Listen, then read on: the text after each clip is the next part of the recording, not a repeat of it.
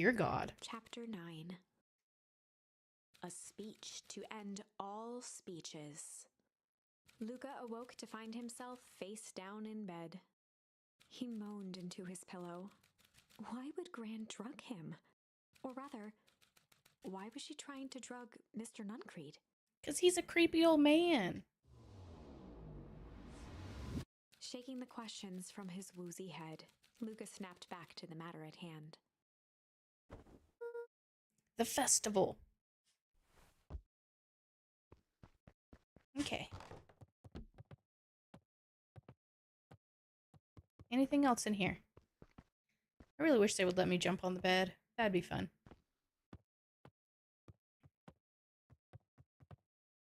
Ooh, can I get in here yet? Dang it.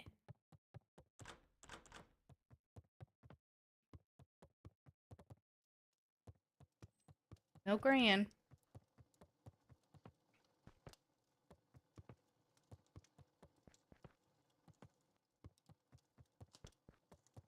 Is she in the kitchen? Oh, the water's running. I was like, I hear something.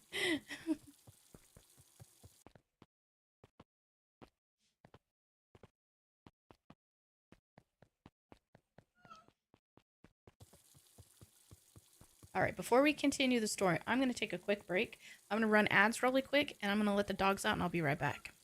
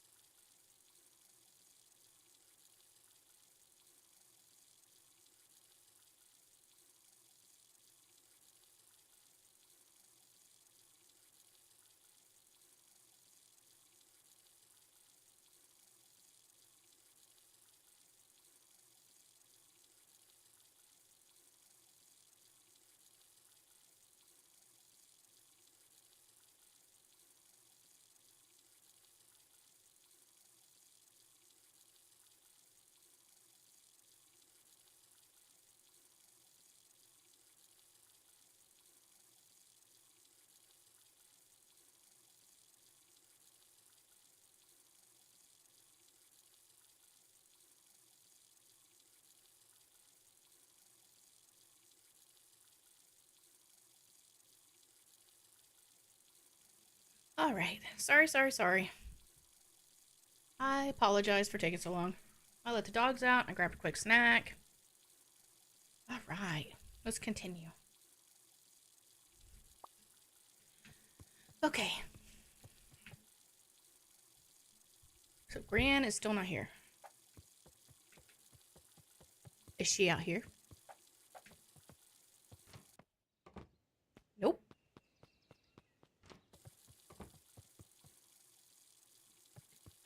Shut up.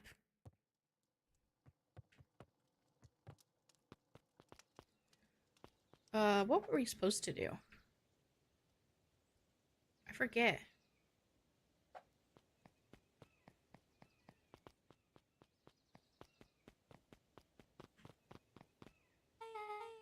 Where have you been? Ban. Gran put something in the jam. Yeah, we know. Secret messages for secret conspirators. Not this one. This one intended for Mr. Nuncreed. Put me to sleep. Whoa, ho, ho. Sly devil. Ooh, got another word. I think she's trying to remove him from the equation. He might be in danger. Have you found anything? We looked around but haven't seen anything odd. Your Gran is nowhere to be found. But Mr. Nuncreed is just loafing around waiting for the speech. What speech? Mayor Gus just got up to the podium. Everyone is gathering at the stage. Let's get moving. Oh, Jesus. Augustus Valentine nervously wiped his brow. Is this thing... Oh, gosh. Hello, Beacon Pines. I'm Augustus Valentine, your mayor, and I suppose you already know that. Oh yes, before we get started, I just wanted to take a moment to recognize someone who couldn't be here today. This town wouldn't be where it is today without my father, Sharper Valentine. So I thought we could begin with a round of applause befitting such a great man.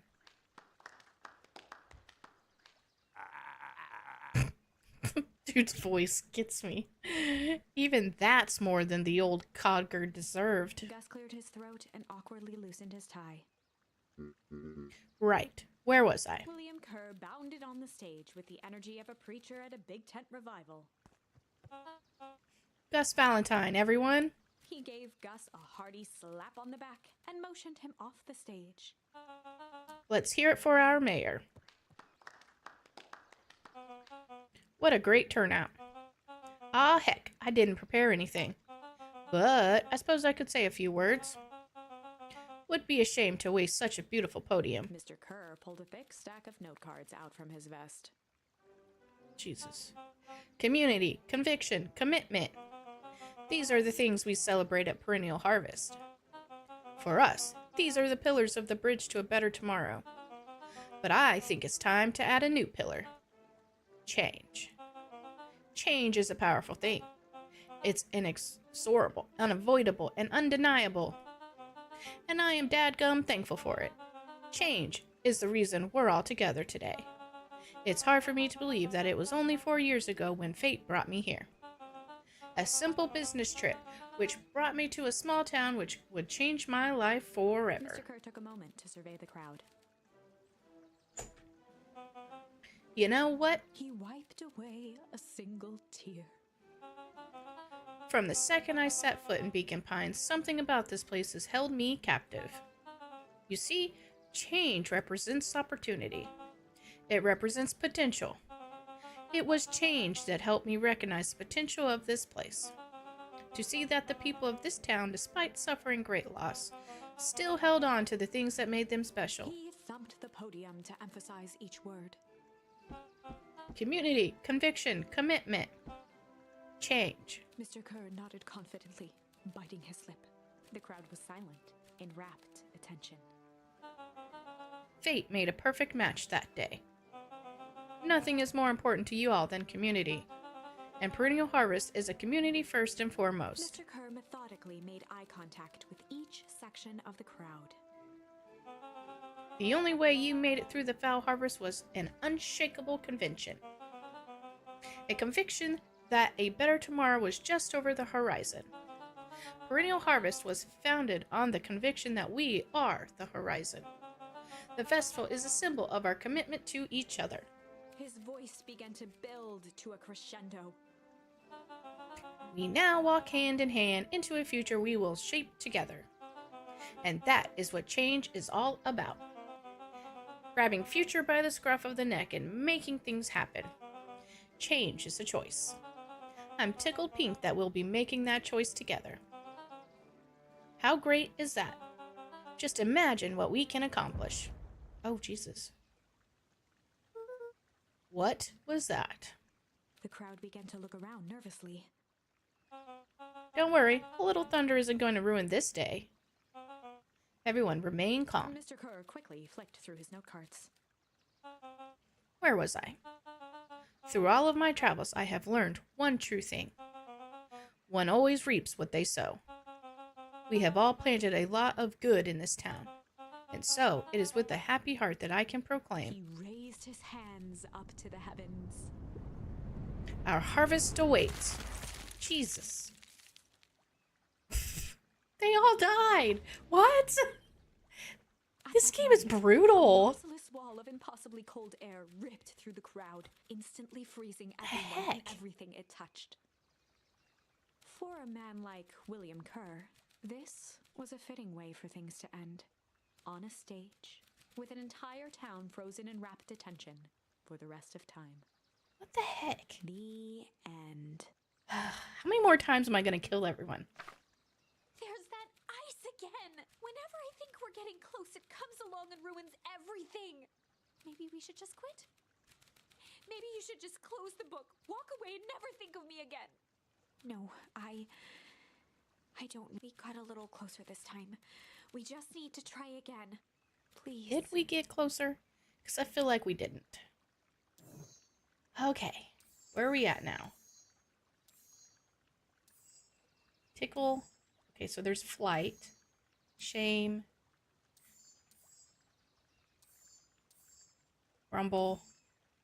Sly. Okay, let's do this one. The flight one. Luca's mind raced. He was caught in a trap. What do you do when there's no hope? Iggy wiped his cheeks with his sleeve. What are you gonna do, Luca? Luca drew himself up and decided to take the only option they had left. Flight. Luca drew himself up and decided to take the only option they had left. Flight.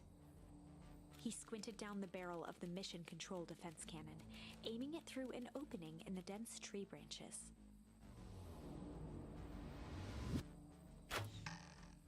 He looked up with surprise as it struck true and taut. Wow, I can't believe that worked. Hey, Mr. Kerr. We'd love to hear your thoughts. But I'm afraid we have places to be. Come on, Iggy. See ya, jerks. I forgot that he turned colors in that other scene. Or turned into a creature. Sigh, fine. We know where that leads them. This way, we'll take the tunnels. Ooh, tunnels. Luca and Iggy winced as they sprinted through the thicket. The branches clawed at them, reluctant to give passage. After what felt like a marathon, Luca stopped in his tracks as they reached the clearing. What the? That was all he was able to say before Iggy slammed into his back.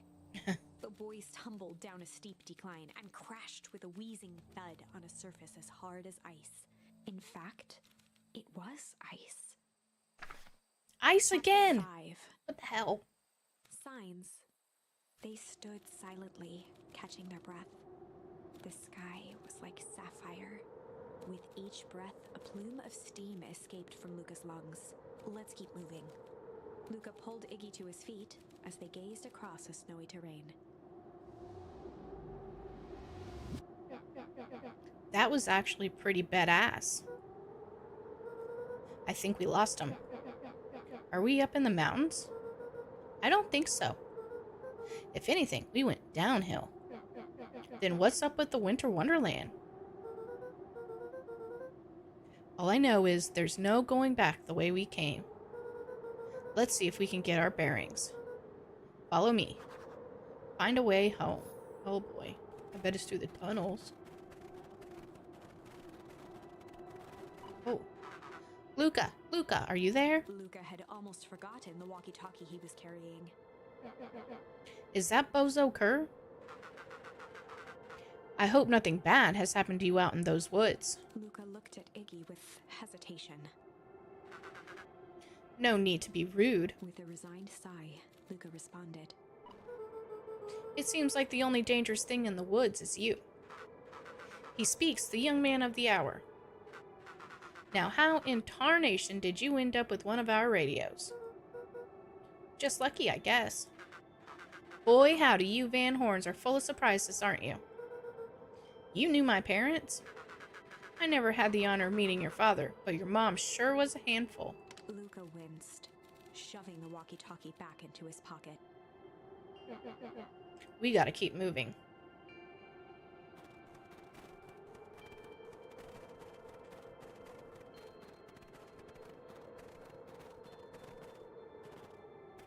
There's nowhere else to go. Nope.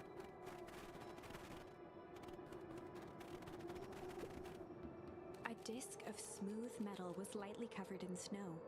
Two faint seams were visible along the surface. A manhole cover? If it is, I've never seen one like it. Uh-oh. What's the readout? Sitting just above 258 Kelvin. That's down a bit from last time.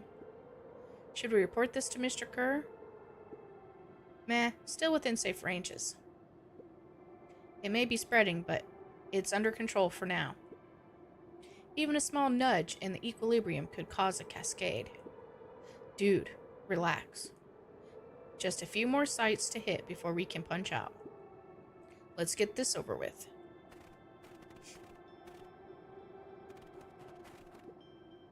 Alright.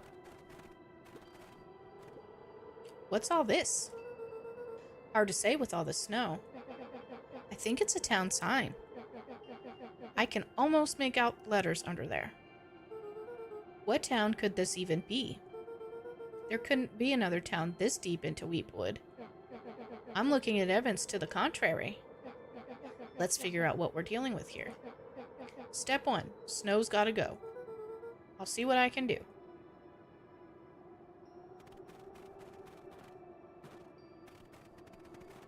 What am I supposed to do? Oh. Oh. Oh.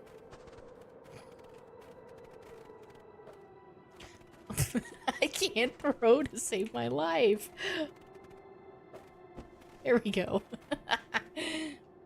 Welcome to Beacon The boy Pines. stared in disbelief at the sign that now clearly read, "Welcome to Beacon Pines." This doesn't make any sense. We're in Beacon Pines? How's that possible? We ran away from town. How did we get back here? I guess we got turned around. Where did all the snow come from?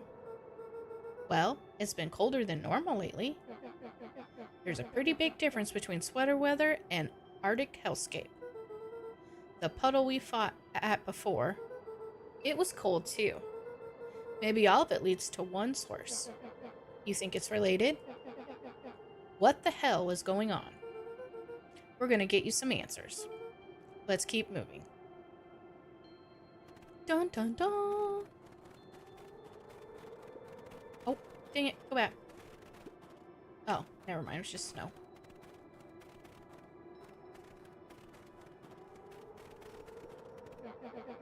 This stuff look familiar to you? It looks like the barrel near the puddle I, shoved me into. Yeah.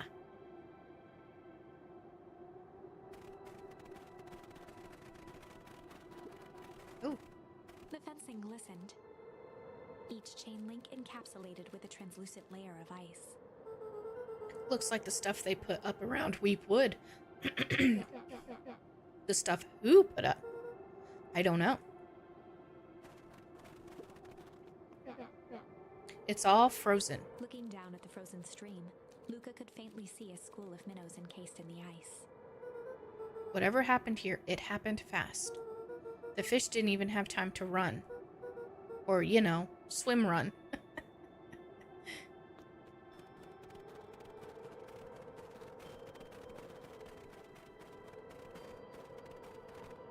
The crunching of footsteps trailing Luca went hush. Let's see fish run. He looked back to see Iggy's face twisted with confusion. Everyone's gone. What? There's nothing here but more snow. There must be an explanation for all of this. We have to keep looking. You can look all you want. I quit. Iggy, we have to keep going. You don't get it, do you? This isn't one of your pathetic Hank Atomic stories. We aren't going to save the day. We aren't even going to save ourselves. My face is mangled, the town is destroyed, and everyone we've ever known is gone. We don't know that. You can't just quit. Do whatever you want. I'm done. Iggy, it's gonna be okay. Luca peered upward at the darkening sky. He let out a long, foggy breath. Faintly, Iggy began to cry. Seeing Iggy in such a pathetic state gave Luca a sense of compassion and more than a little guilt. It is getting pretty late, I think. Probably not a great idea to stumble around in the dark anyway. Luca allowed himself to collapse next to Iggy. Let's just rest for a bit. The boys huddled together for warmth and comfort. If not for exhaustion, their minds would be racing, trying to make sense of the events of the day. As it was, all they had energy for was to sit in silence, numb.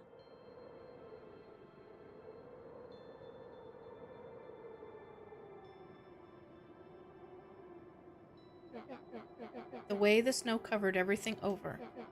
It's kind of calming. Yeah. I haven't had time to say it, but thanks. Huh? For getting us away from those creeps. I sort of froze up back there. Iggy, I should be the one apologizing. This all happened because I lost my temper. No, that's bull hockey. First of all, you didn't know what that gunk would do. You didn't, right? Of course not. And second, stop with this baloney about losing your temper. But I did lose my temper. Iggy motioned sarcastically to his half-deformed face. Obviously. But that's exactly what you should have done. Huh? I was being a horse's ass. You were supposed to be a horse's ass in response. That's how it works. Iggy, I'm having a hard time following.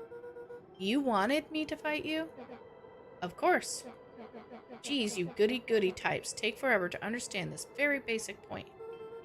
Why would you go around saying cruel things trying to get into fights? Iggy shrugged. It's something to do? You're an asshole because you're bored? Sometimes I just feel empty. Aww. You wouldn't understand. You and Rolo are always having a blast together. Laughing and calling that dinky little treehouse mission control. Iggy now wept openly. Perfect little Luca Van Horn. With his perfect little life. My life is not perfect. Everybody in town likes you. Not everybody. Hell, that new girl hasn't even unpacked yet, and even she already likes you. You have Tish. He wiped his nose with a sleeve. I love Tish. Tish is great. But she ain't exactly world's greatest conversationalist, you know? Yup. Luca gave a warm chuckle. I get that impression. Iggy cleared his throat as he wiped his eyes. It must be raining out here. Definitely. Iggy arched into a wide yawn. We should probably try to get some sleep. Yeah. Let's lay low for now. Tomorrow we'll get to the bottom of all this. Luca's eyelids began to slowly drift shut. Luca? Yeah? I always did want to see the inside of your dinky little treehouse. What do you think? Not bad. I'll give you the full tour when we get back. You know what? Huh. That's all Luca could whisper before succumbing to sleep. Iggy snuggled in some more. When it comes to worst days of my entire life, this one wasn't half bad. Aww. The house smelled of warm bread.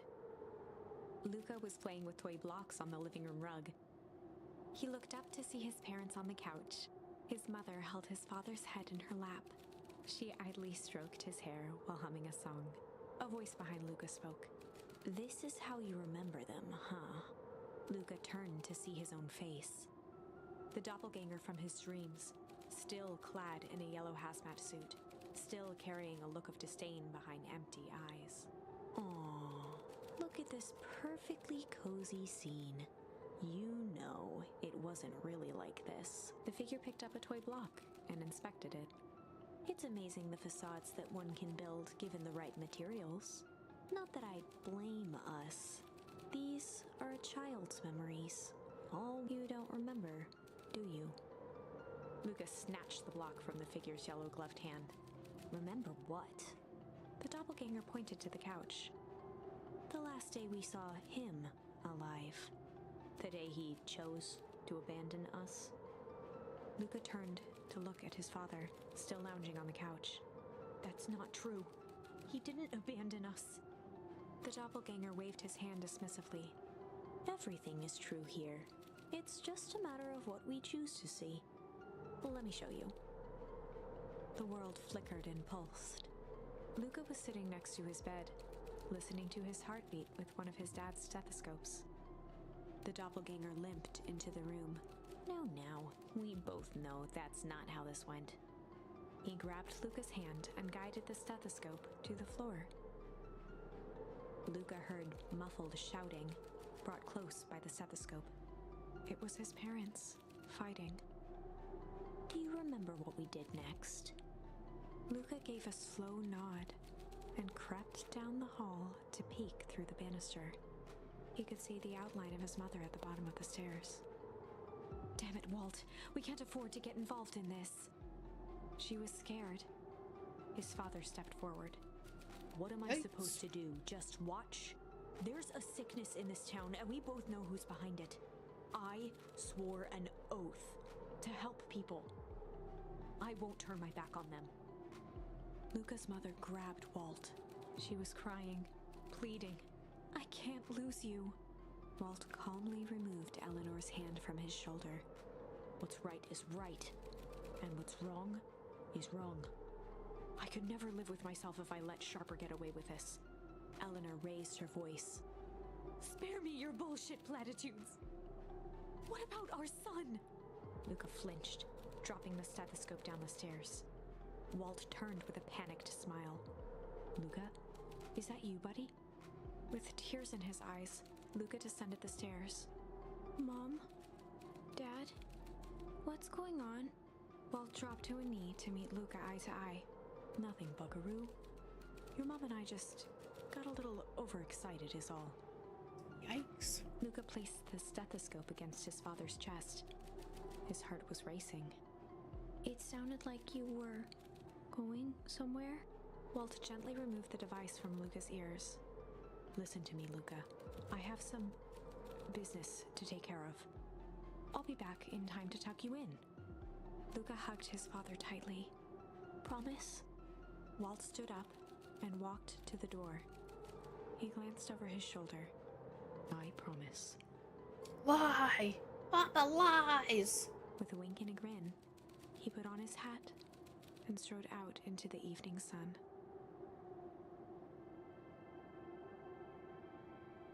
A figure approached soundlessly from the foggy snowfall. It stood above them, lingering in contemplation. Slowly raising one hand above Iggy, it snapped out 2 brisk raps on his head. Why's it gotta be sad? You knew this had to end sadly. From a deep slumber, Iggy sprang up defensively. Get your hands off me. Whether it was the calming presence or the recognition that he was not in danger, Iggy felt his clenched fists lower. Just what do you think you're doing? Luca looked up, gradually remembering his whereabouts. The figure exhaled a cloud of warm vapor. You two certainly have caused a lot of commotion. What's that supposed to mean? Take it as easy, Iggy. We were asleep minding our own business. You're the one running around knocking on people's heads. I'm sorry if I hurt you, Iggy. You didn't hurt nobody. Anybody. Huh? Oh, I see. You think you're better than me. You... When it came to complete strangers, Iggy had trouble cobbling together an insult. You big-hatted, scarfy-necked furball. Mm-hmm. Okay, let's lower the temperature a bit here. Interesting choice of words. I mean, let's all just calm down. Who are you? A friend. An observer. A hitchhiker on the infinite expanse of possibility. Great. How about a name? If you must call me something, you can call me Nat. Iggy huffed with gratification. How about you make like a gnat and buzz off? Very well. Nat began to turn away indifferently. Wait. Do you live here? You might say that. So you know where we are? You might also say that. Look, pal, we just want to find a safe way out of here. You gonna help us or not? Before knowing how to leave, one must know where they are. Alright, that does it.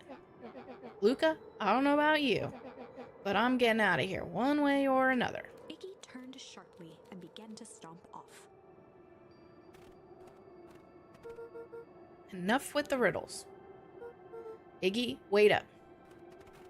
Realizing he'd worn their patience then, Nat relented. Very well, I suppose this isn't the time for metaphors.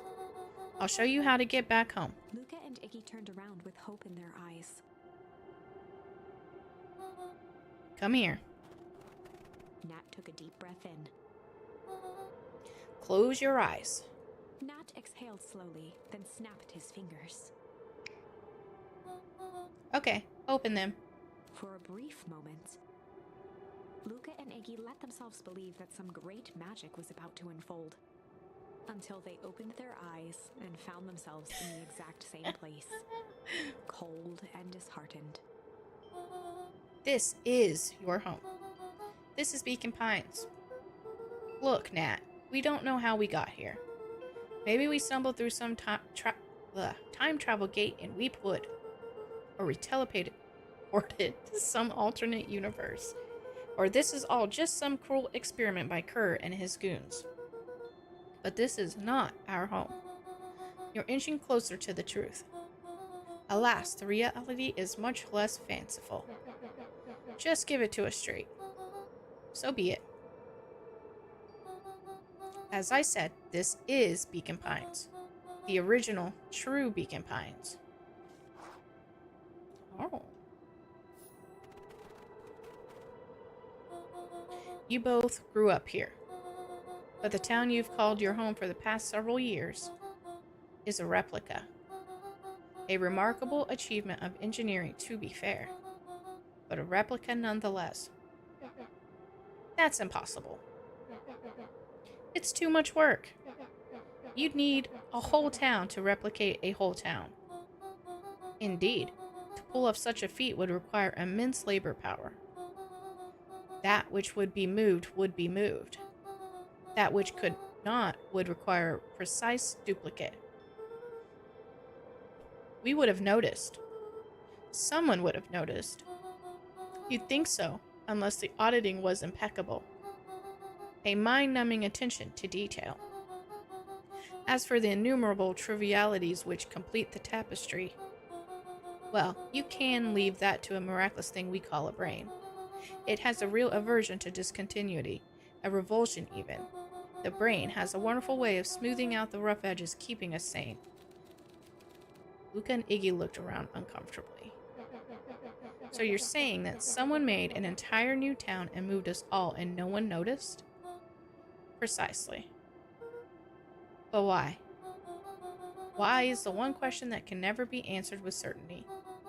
The best one can do is to uncover. Matt narrowed his eyes, furrowed his brow, and uttered, The source. Why'd you say the source like that? Why indeed? Luca began to laugh uncomfortably. This is all ridiculous. There's no way they could. He looked down at his feet. His eyes started back and forth in contemplation. With a sudden pain, a thought struck him. If this really is home. He sprinted off into the pale distance. As Iggy turned to follow, Nat called out, Iggy, it's not too late to turn back.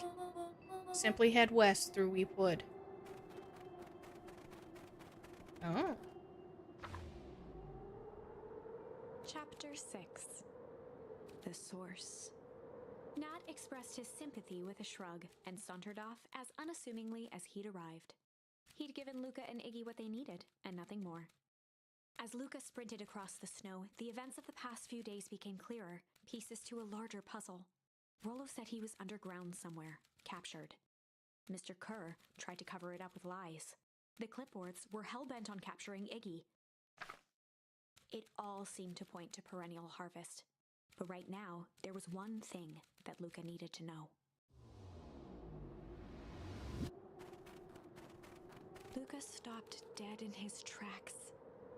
The tree was gone, uprooted and moved, leaving a raw gash in the earth. He dropped to his knees and dug wildly at the cold snow. His numb hands hit something hard, a headstone. Oh no. A dry whisper escaped Luca's lips. You're here. All this time, I thought I was visiting you. But you've been here, alone, in the snow. Dad, I'm so sorry. They ruined your favorite spot in the world. Our favorite spot in the world. Dad, what do I do? There was no reply, just snow-covered silence. Why'd you give me the slip like that? What if I couldn't find you, you jerk? Iggy finally noticed the tears welling in Luca's eyes and the snow-covered grave. Oh. Iggy, they stole his tree, Iggy. Yikes. Suddenly, they heard the crunch of approaching footsteps in the snow. We gotta hide.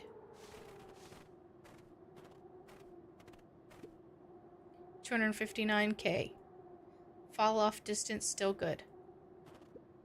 Dude, did you hear me? I said 259. Sorry. You ever think about what we did here? We saved a whole town of people. Doesn't feel like it sometimes. What about everything we left behind? That's the grave of someone with a family. The people who love them will never know the truth.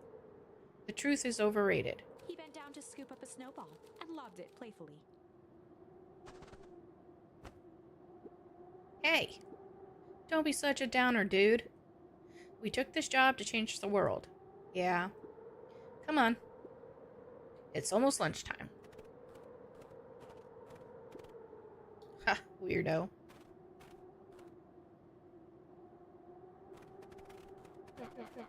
Here, I thought I was the jerk. These dinguses are out here literally dancing on graves. Luca stuttered through heaving sobs. I thought I was visiting him. I thought he was with me. Not gonna lie, that's a bad break. Here's some advice. Iggy gave Luca a solid smack on the back of his head. Hey! Who's any of this helping? What? Sitting here in the snow crying like some pushover. Who you helping? Iggy, look what they did. They lied to everyone. Blah, blah, blah. Luca Van Horn, you're a lot of things, but you ain't no pushover. What did I tell you before? When some jerk comes at you acting like a horse's ass, I should stand up for myself. Hell yeah. Kerr and his merry little band of clipboards pulled off this switcheroo for a reason, right? Nat mentioned something about a source. Luca wiped his eyes with a sleeve. Whatever's at the source must be awfully valuable for perennial harvest. Sure would be a shame if something unfortunate were to happen to their precious source, wouldn't it? What do you have in mind? If it's small enough to steal, we snatch it. If it's too big to snatch, we smash it. And what if it's too big to smash? Iggy flashed a mischievous smile and cracked his knuckles. I'm always up for a challenge. I'm gonna make this right, Dad. I promise. Let's do this. Locate the source. Alright. Oh, gosh. It can get awful cold out there in those woods, Luca. Probably best you two stay put and conserve your energy. Help's on the way. Where's Rollo? Where's my mom? Did you kill her? Oh, heavens no. Do I seem like a killer to you? Iggy and Luca shared a skeptical look. Well, do I? Ah, shucks. Now that hurts my feelings. Screw that guy.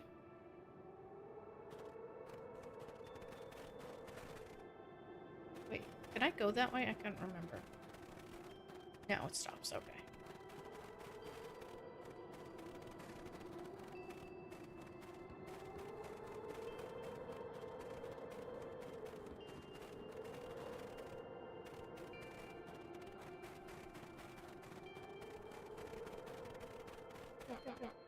Wait a minute.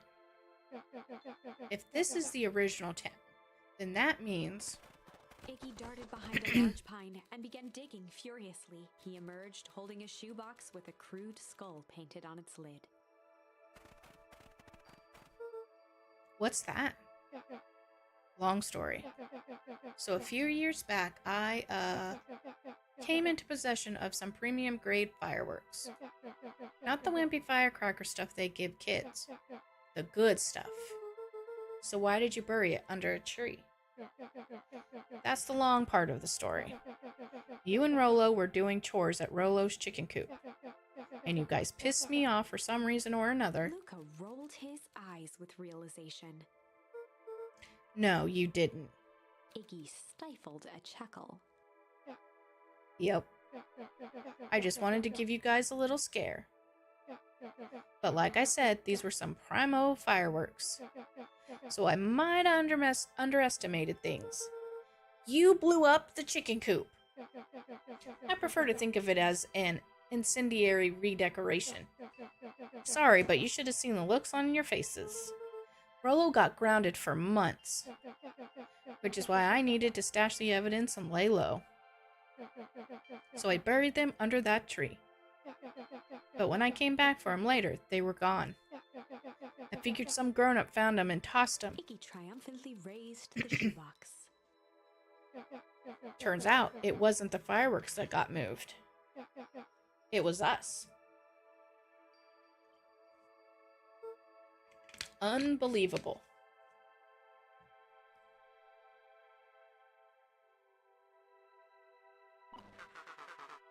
Do you think this is a game? Newsflash, boyo. You're not a hero. You're a little brat who's in way over his head. A hero is just someone who refuses to give up. Comics these days are rotting children's brains. Everyone thinks they're a spaceman superhero. I was always partial to Hank Atomic myself. Is that so? Do you really think you have a chance against us? You have no idea how powerful we are. Prepare for blast-off, loser. Alright.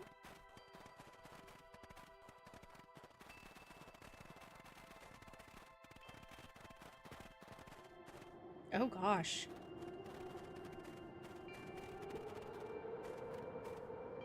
Luca and Iggy inched up to the edge of the hole with bewilderment in their eyes. Arctic air breathed out of the cavern in heaving gusts. Echo! Echo! Echo! Whoa. I can see why they wanted to move us all out of town now. But why would they dig a giant hole? I think this is it. This is the source? It's a dang hole. How do we smash a hole? Oh, it's much more than that, my annoying little friend. Kerr, where's Rolo? I wasn't lying before. He's safe. Well, safer than you two at least. Drats, it's cold. You just had to drag me all the way out here, didn't you? Mr. Kerr gazed down the abyss in contemplation. It really is something, isn't it? What did you do to our town? What is all of this? Well, that's a doozy of a question. This is the source, where they collect unrefined, Kerr scratched the back of his head. Honestly, boys, I don't understand any of this well enough to explain it. Fact of the matter is, I'm not paid to know. What do you mean you don't know? Ain't you in charge? Oh, heavens no. My role is merely to flash a winning smile and manage various complications. Complications like us? You are a smart boy. His face contorted into a saccharine grin. It really is nothing personal. Some people are destined to strive for greatness, and others are simply obstacles along the way. Seems like you were destined to be a creepy lackey. The point is that we all play our part in life. Mine just happened to be a lead in a role of a lifetime. And you happen to be extras ready for your curtain call. We aren't giving up without a fight. Your smile's not going to be so winning after we're done with you. Now, boys, there's no need for melodrama. It makes even a professional such as myself embarrassed for you. Let's change the mood a bit. Kerr snapped his fingers. Scene change.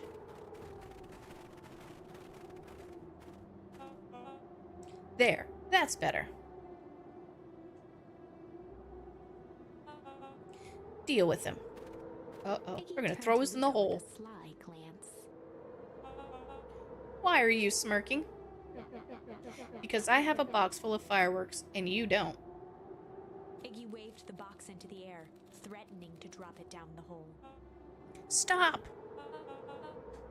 Let's not do something regrettable. Joke's on you, regret is one of my specialties. Out of curiosity, what would happen if I threw these in your precious hole? Oh boy. Good thing Mernan's not in chat right now. He'd have lots to say about that. Nothing. Nothing at all. You're a terrible liar. I'll have you know, I'm an exceptional liar. Up. That's enough. Iggy plucked a single bottle rocket from the box and held it up with reverence.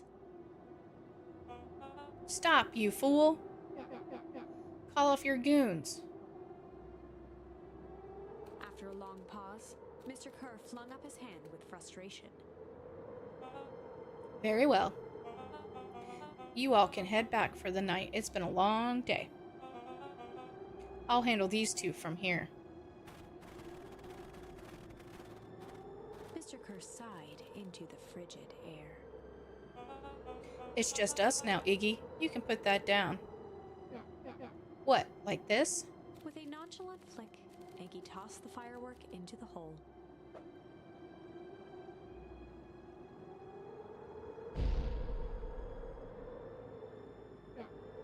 Ooh. Whoa. With a growl, Kerr leapt at Iggy, crashing through Luca.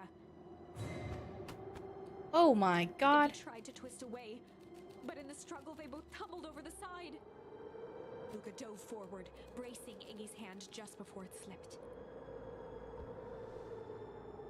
His grip was made precarious by the cold, wet snow. He could see Kerr further down, clinging to Iggy's coat. You reckless child, what have you done? Luca, listen to me.